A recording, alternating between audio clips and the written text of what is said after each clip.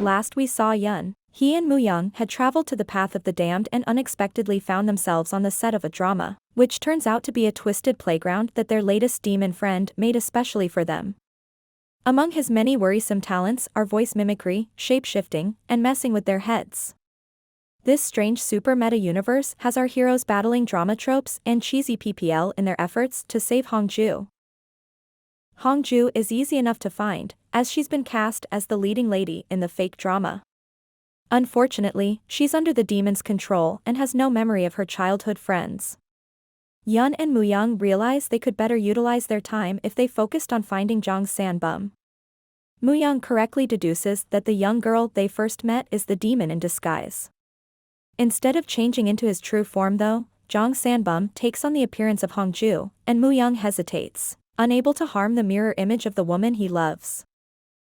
Yun, however, plunges his wooden stake into the demon's back, but the magical stake is a fake, and as Mu-young runs to retrieve his real weapon, Jong San-bum uses the delay as an opportunity to change the channel but not before issuing a challenge: try and rescue Hwang-ju within 1 hour.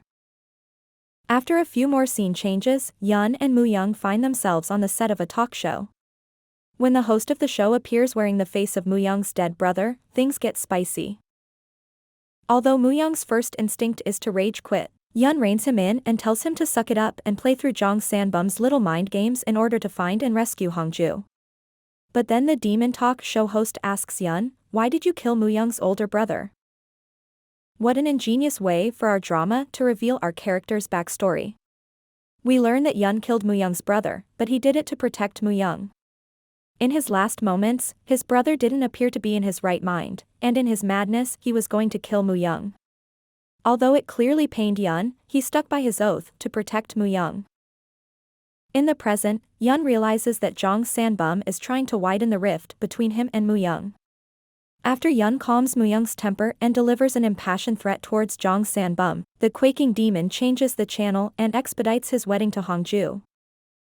She is a puppet under his spell, and what ensues is a beautifully choreographed and emotional fight scene.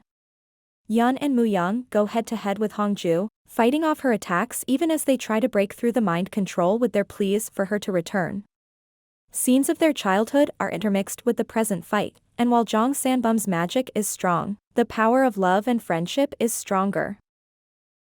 Hwang-ju's fight to regain control of her mind and body is palpable, and when she finally breaks free and sends her sword sailing through the air and straight through Jong San-bum's chest, it's very much a heroic moment.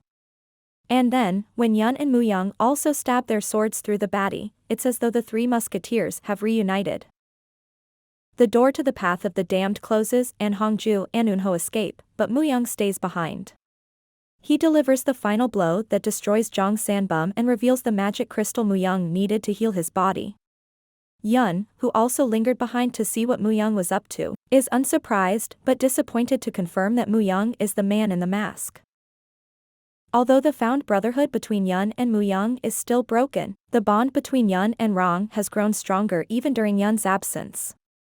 While Yun and Mu-young were battling Jong San-bum, Hwang fought his own heroic battle against the demons coming through the doorway. They torture his mind and body, enticing him to let go of the string tying him to his brother.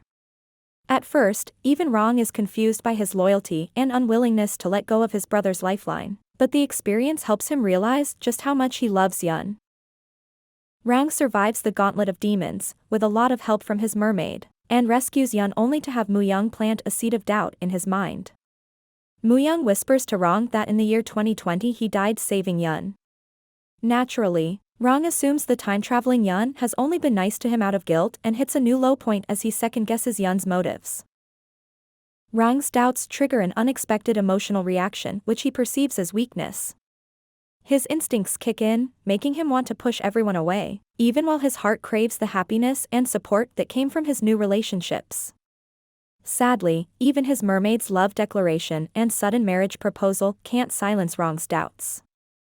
Feeling apathetic, he literally gambles away his life in a game against one of the goblins at the Kisang house.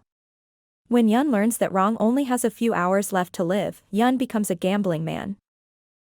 Yun isn't very experienced at gambling and he has a rocky start until he cuts off the goblin's hand when he catches him cheating. In exchange for getting his hand back, the goblin agrees to play fairly. Unfortunately, time is not on Hwang's side and So-yeon is forced to play his hand when Hwang's life candle begins to flicker dangerously. Yeon goes all in but ultimately he wins the game by taking a page out of the goblin's book. In short, he cheats. With his life restored, Hwang works up the courage to ask Yeon about their relationship in the future and Yeon grabs his cell phone. He then lets Hwang watch the video 2020 Hwang recorded before sacrificing himself to save Yeon.